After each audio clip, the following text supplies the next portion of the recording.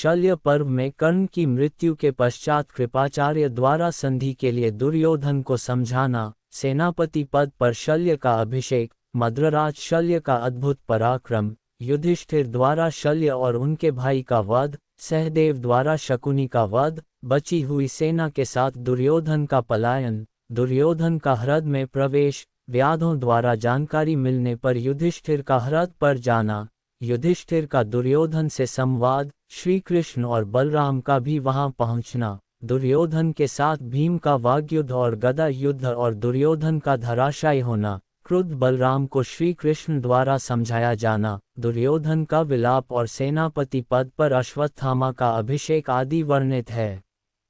शल्य का सेनापतित्व तथा 18वें दिन का युद्ध। शल्य को सामने देखकर युधिष्ठिर ने अर्जुन से कहा कि तुम संसप्तकों से युद्ध करो। भीम कृपाचार्य से मोर्चा लेंगे तथा मैं शल्य से युद्ध करूंगा। शल्य और युधिष्ठिर भिड़ गए। चारों ओर से शल्य पर आक्रमण होने लगे। वे ढाल और तलवार लेकर रथ से कूदे तथा युधिष्ठिर को मारने दौड़े। इसी समय युधिष्ठिर ने शल्य पर एक घातक शक्ति का प्रयोग किया तथा शल्य की मृत्यु हो गई। कौरव सेना भाग खड़ी हुई। इसी समय दुर्योधन पांडवों के सामने आ डटा। सहदेव शकुनी पर झपटे।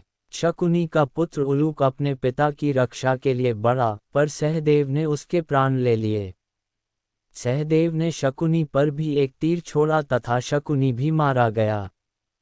दुर्योधन का वध। शकुनी की मृत्यु के बाद दुर्योधन अकेले गदा लेकर रणक्षेत्र से बाहर पैदल ही निकल गया।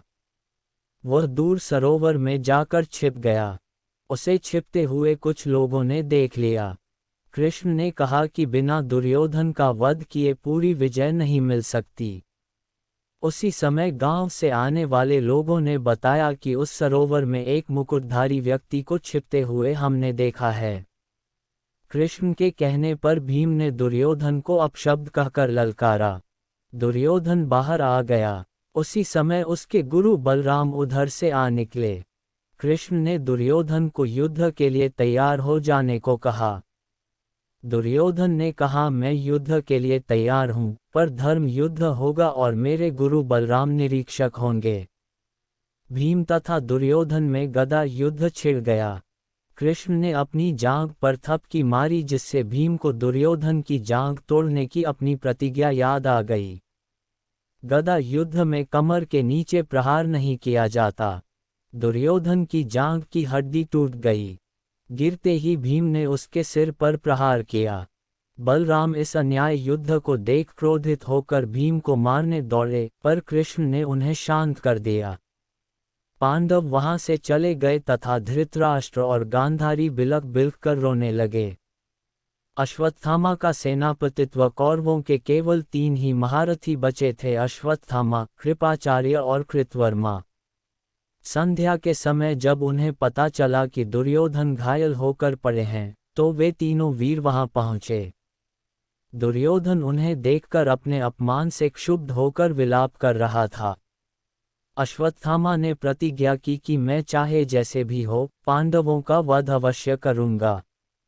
दुर्योधन ने वहीं अश्वत्थामा को सेनापति बना दिया।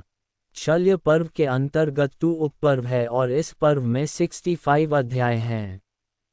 ये 2 उपपर्व इस प्रकार है: ह्रद प्रवेश पर्व, गदा पर्व,